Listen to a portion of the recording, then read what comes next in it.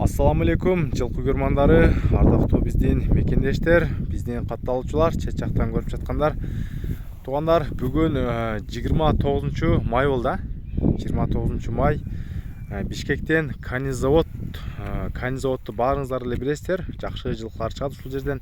Канизаводдон жакшы бир өспүрүм чыгып жатат. Ушунун тору качкан маалыматын жеткирип берейин. Жануар могу инимден ушул жакшы армак чыгып жатат. Аргымактын кличкасынан баштайлычы, Жумаш. Алибаба кличкасы. Алибаба жануарына. Алибаба тору качка өзү ошо жылкыга окшоп кетет экен. Бул Алибабанын жашы канча болуп калды? Жашы күзгө окуган болот. Күзгө 2 жаш чыкма экен мына жануар. 2 жаш чыкма Алибаба. Бул чоңго бунун породасы кандай болуп калат, Жумаш? Россия Ганавер жылкысы экен да. Ганавер ушундай издегендер барбы? Россия жылкы. Бул сени менен барабыр го азыр эле. Бунун азыр ошондо бою канчага чукулдап калат? 60га жакындап барат.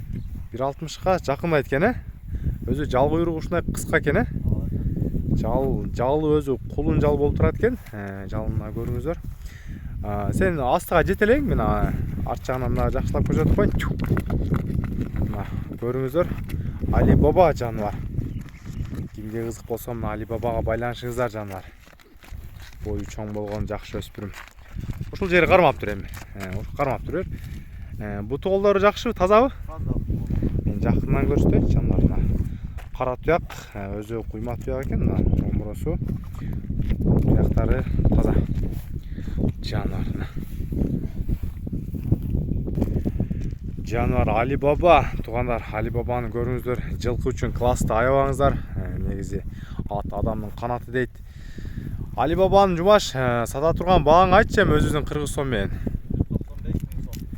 195 миң сом. Содасы бар, Туугандар, бул жагы могу түз чыкканыңызда объездный болот.